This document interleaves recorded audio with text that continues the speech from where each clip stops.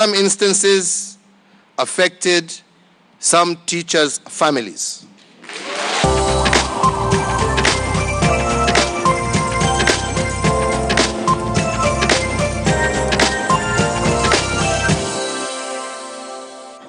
All right, welcome back. And as I mentioned earlier, well, we do have person of interest, and that's Dr. Swarup Mishra Kiprop Chelule, Member of Parliament for Keses Constituency. Welcome and good to have you. First of all, let's just start with the names. You have quite a number of names. How did you adopt the name Kiprop Chelule?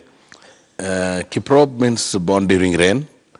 Chelule means from outside, baptized inside. That is in Kalenjin. Because you were born in India. I was born in India. And naturalized to Kenya. Naturalized to Kenya. 97, I came to Kenya as a young doctor, as a gynecologist for 6 months, and then decided to stay here. Now, Kiprop, the name was given to me by late Bultut. Muzeb Bultut is from Baringo. So I used to go there for operations, pre-operations, Eten and Cabernet. So we interacted and he recognized me, and then he asked me when you was born. I said during rainy season. So he called me Kiprop. Okay. Yes. And what made you settle in that particular part of the country? Many foreigners would probably settle, in Nairobi, especially for a doctor. Yes.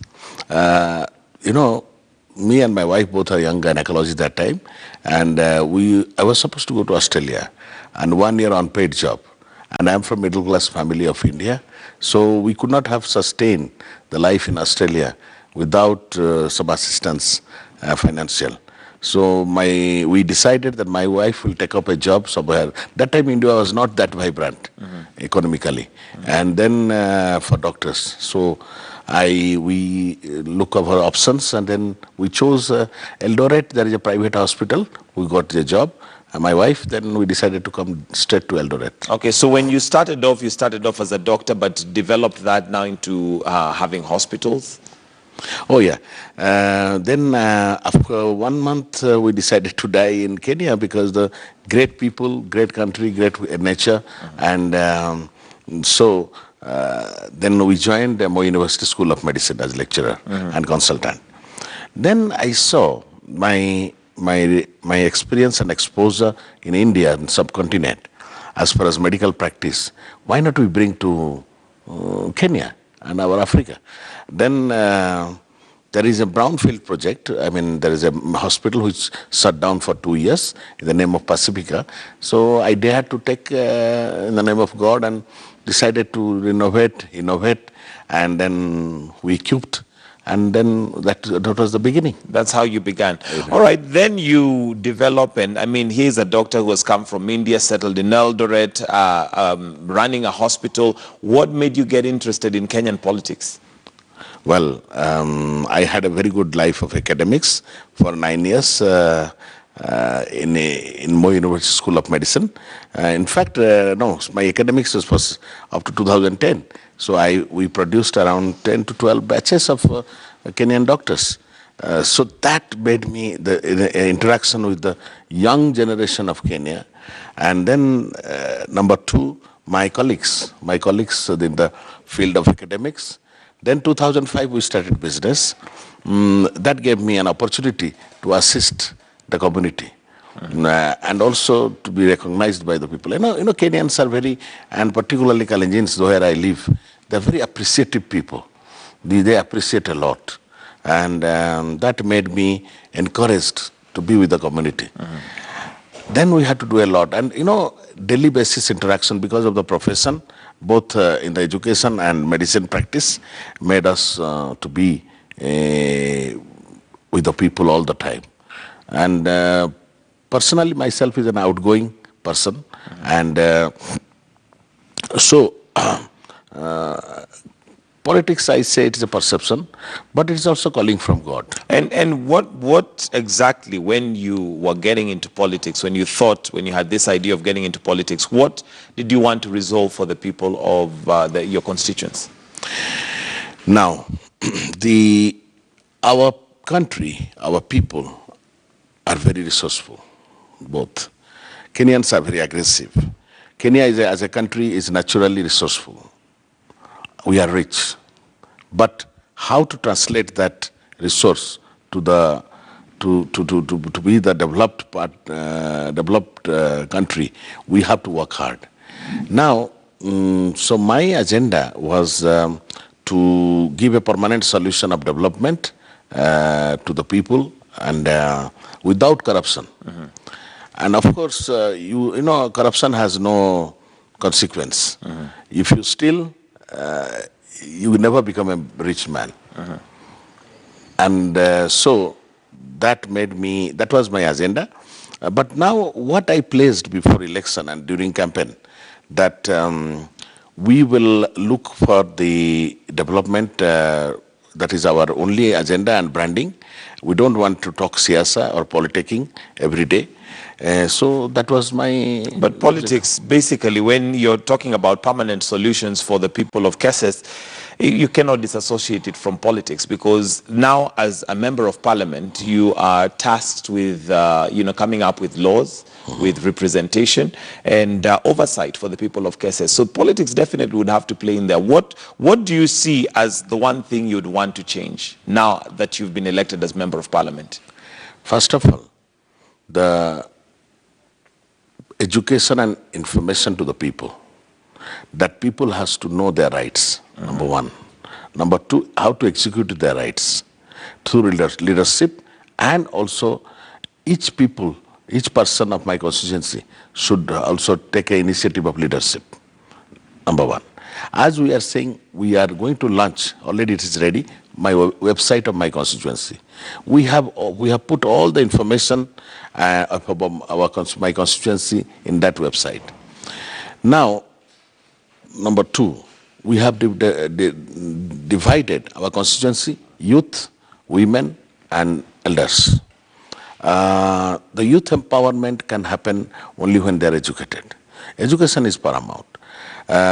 So what we are doing, we are giving them education, primary and secondary level, it is already free. And now what we are talking about, technical and skills, skill-oriented, and how to assist also partially and fully their education up to their end. That is our objective. So that education never dies. It will be still with you till your end of your life.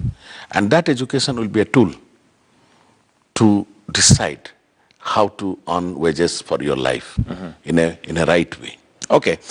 I know the last time I hosted you mentioned, and you said one of the things or the plan that you had was to give the people of Kesses, every homestead, a cow and a television.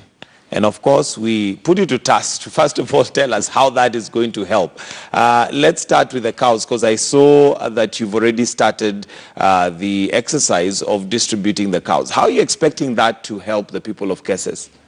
Look, I don't know. Sometimes we talk, but God helps you. God comes on our way and to empower you. I'm not that rich man to give a cow to everybody, but you said that's what you're going to do. Yeah, but we are doing, and I'm getting the help also. And this money cannot come from the government. It is no budgetary allocation. So where are you getting the money from? Well, it is my personal money sometimes, and sometimes some good Samaritan they give. And I'm expecting also people to give me more and more. Because those people who have abundant money. And so why cow? Cow, we used to give any needy women, those who are really suffering.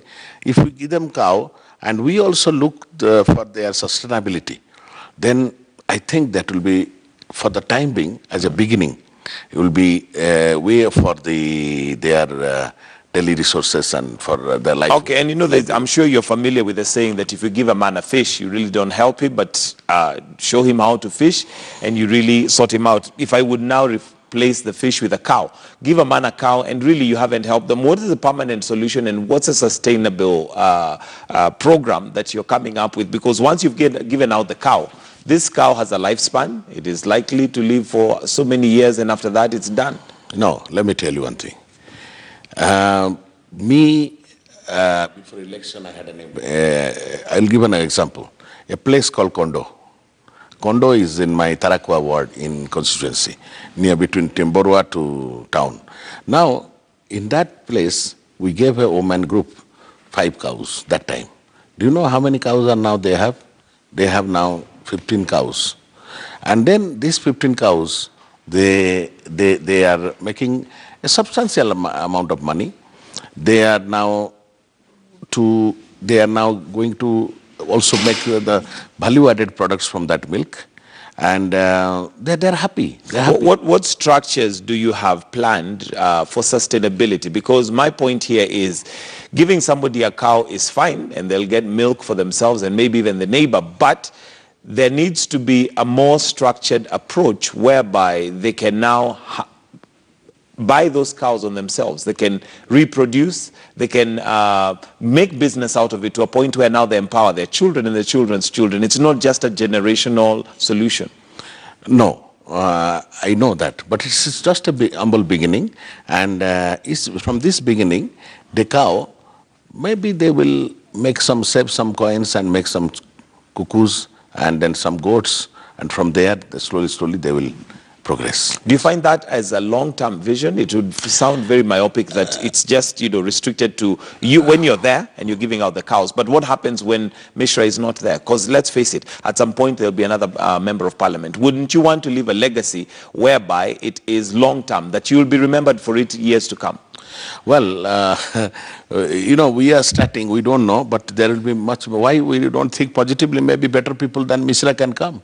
Maybe better young men, youth will come, the leadership, and they will change what Mishra has done 110, they will make 100. Mm-hmm. And but one thing I'll tell you, Mr. Gitonga, that our people are innocent. Our people are hardworking. Let me tell you one thing. Kenyans, if you see from 5 o'clock in the morning, you go on the street, you go to beyond even Nairobi airport, Machakos, that side, people start walking on the road from 4 o'clock in the morning to 20 kilometers, 25 kilometers, 30 kilometers to reach their destination. I asked some of the people in Eldoret who come from Molo to Eldoret town and all, I asked, why you are walking? Now, here also. Now, Daktari, we want to save our coin, and that coin will give us help from our emergency, as emergency funding. When we fall sick or something happen, funeral, we use it. Can I tell you, Kenyans, 70% of Kenyans, if you see their shoes who are walking on the road, there are so many holes on that, but still they are making and building this nation with a small, whatever they are contributing. But what we are regretfully say, unfortunate, few individuals, they want to eat billions. This greediness. If our president is a great man, he loves God and he is godly. And our deputy president is also following him. Now, what we want, I will request these people, even you are charged or not charged, if you have taken money of this republic, come spontaneously. And if we do mistakes, we are all human beings. We can do mistake. But that money, bring it and give back. You'll be forgiven. Okay, so what now that you've brought this up, the issue of corruption, that's a problem that we have in the country and even in the counties, but what would your solution to corruption in this country be? As a leader, people are looking up to you. What do you feel needs to be the solution? First of all, the father of the house, father of the family has to be very good. That is already our president is showing the hard work, fight against corruption. Our deputy president joined him. All leaders have woken up now. Now, like in my constituency, if I will steal from the CDF money, even some percentage or what, the rest money will be divided in the same way. I'll tell you a story. One of my head teacher, very innocently, asked me, we distribute the bursary in front of everybody. We call baraza, we call the administration, we call the elders, we call the teachers and the priests, and then we distribute. Broad daylight. Now, one headmaster told me very innocently, and I laughed.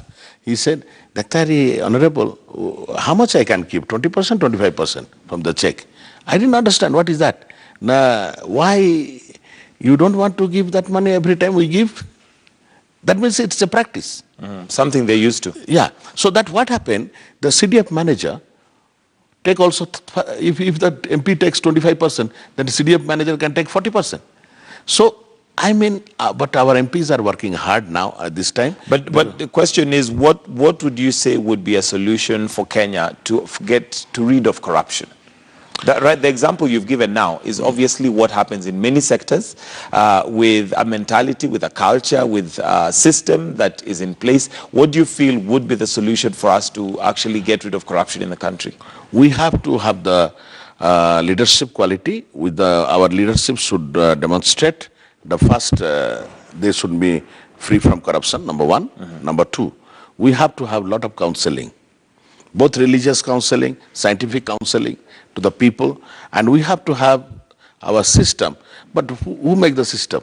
The HR policy and system should be very strong, and we put audit, regular, continuous and consistent audit about our system and how we are doing, particularly in the specific and sensitive places, to counter-check them. Although that doesn't seem to have worked, sorry to cut you short, but that doesn't seem to have worked. And let me use the example of IFMIS, which is a system that was supposed to be foolproof. It requires certain levels of approval for money to be lost. But here we are sitting today, and you and I know that the NYS has had scandals of money that has been pilfered and lost. So a system really might not be the solution, because if IFMIS is anything to go by, then it can be short-circuited by people. Well, that's the reason I told you that it is a disease. It cannot be controlled in very short term, 1 year. It has to be very well planned, well executed. But we have to have our strong change of the culture. You know, even in the schools, even in education, even with the new generations, we have to teach what is how to not to do corruption. But I agree with Mr. Gitonga. Even me myself is confused. Let me tell you. I'm confused. Well, okay, because you see, I don't know how to be corrupt. I tried to steal and corrupt, but I never brought up in that system. You got caught? No. I stole only once in my life. That? I'll tell you, when I was 7th standard or 8th standard, I stole from my house 5 rupees, that is 7 shilling, to go for a movie. And then I was caught by my father that I went to a movie. I said I am going for a birthday, but I went to a movie. From where you got the money? 7 shilling, that time 5 rupees. Then what I was taught, my father took me, removed my shirt, right, thief here, chore in Odia. And chore here, and I was kneel down on the road. From that day, I never stole. And that's a good example to use, because then it means, one, with a lifestyle audit, all he did was a very simple lifestyle audit on you. For you to go to a movie, where did you get the money? We have people in this country who are driving or living lifestyles that do not match their income, number one. Number two, the punishment that he gave you was public. It was one that embarrassed you to a point where you never stole again. How can we implement your experience in our country today to ensure that those, first of all, who steal, one, they are caught, and secondly, that their punishment is so public that they cannot repeat it? Look, our President, Excellency Uhuru Kenyatta, doing a very great job by appointing 2 people, which we are seeing. One is DCI in the DPP, and Mr. Kinoti and Mr. Haji, the DPP. I think if we get another 10 or 20 in different departments, we are done. We are okay. Then number 2 is the judiciary. I had in the breakfast meeting in Safari Park with the President that time, when a handshake happened, post-handshake, our Chief Justice, Honorable Maraga, Mr. Maraga, he said, I will give the justice. And we respect him and we trust him. If Mr. Maraga will come, and judiciary will be very strong. Let me tell you, people of Kenya will remember these people forever. They will leave a great legacy. Mandela, Mahatma Gandhi, Martin Luther King, Mao Zedong, how much money they had? Nothing. But they are still alive after their death for end to come. Am I correct? Yeah, so absolutely. Wisdom is very paramount. Wisdom. And those people who are accused and charged, we should not now, I'm seeing NYS was there. Now NYC is lost. We don't know where they are gone. You know, we Kenyans also forget very fast. Not only Kenyans, we human beings forget, because attention diversion. So those people who are charged should take in immediately a consequence. Then people can believe in no corruption. The people who are doing, they will stop it. The people who wanted to do, won't dare. And the people who are not doing will never go there. Okay. There are those critics who say that you got into the position you are now as Member of Parliament because you paid your way through. What would you say to that? Well, if money can buy leadership, then all the rich people will be always the leader. But I don't know, I never pay for it. In fact, I myself didn't know whether I'll win or not. And that was not my strategy. My strategy was development. And I become an example myself by sacrificing. I don't say we pay for it, but we use appropriate utilization and giving back to the society. That I did.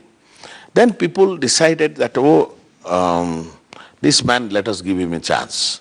And let me tell you, one of my strong opponents that time, who is my friend, even is my friend now, a great friend, his grandmother, own grandmother, and he was a very strong candidature of my election.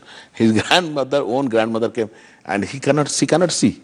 She said, where is that Muzungu name? You know, he called me Muzungu. Where the Muzungu, I will stamp. Then some of the people they said, no, Muzungu is not contesting. You know what he said? But your nephew is the grandson is there. So what she said? She said, no, I'm not going to vote, I'm going back. So she was brought back and she gave me vote. So it is a calling from God, and God decides through the people who will be the leader, not money, let me tell you. Okay, we need to wind up. What legacy do you intend to leave by the time your term finishes in 5 years? You might go for a second term, and that's up to you. But what is it that you'd like to see in place that the people of Kesses can look forward to, other than just the cows and the televisions?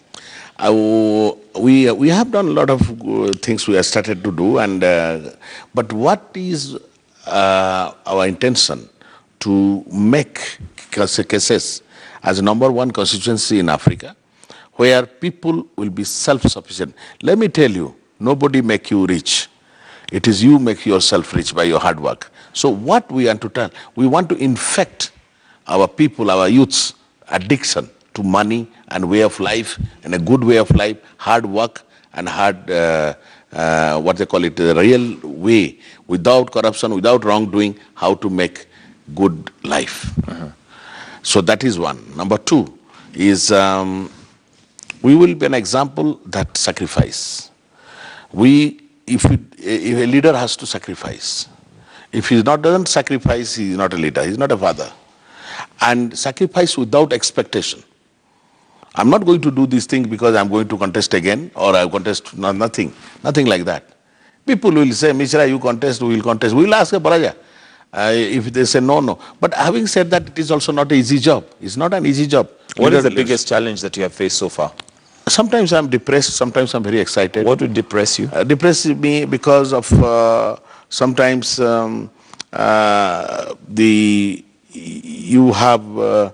you see the people, very innocent people, they are suffering. We cannot help because we have limited resources. We have limited ways how to help them. But that's why you're member of parliament, because you went there to help. Yes, I do agree. I do agree, Mr. Gitonga, but we are not that powerful also to do everything in one day. You understand? It takes time. Rome was not built in a day. I cannot have billions. I wish this money, stolen money comes. One man give me 2 billion shilling today. I will change sort it out. I'm telling you. So.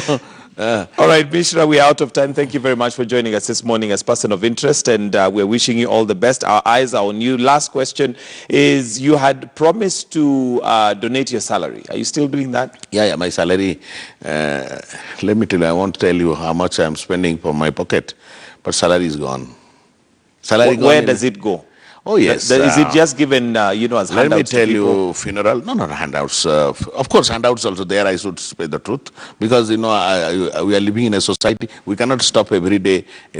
But the funerals, school fees, which is not even the private sector. You have to also help people. And then hospital fees. Hospital fees, not only if Medihill they are there, otherwise Moi referral we give. Okay. And then, yeah. Well, that music means we're out of time, but thank you very much for joining us this morning, and we're wishing you all the best. That is Dr. Swarup Mishra Kiprop Arap Chelule, who is a member of parliament for Keses, basically as our person of interest this morning. It's now 5 minutes after 8. We're going to take a short break. We'll be right back.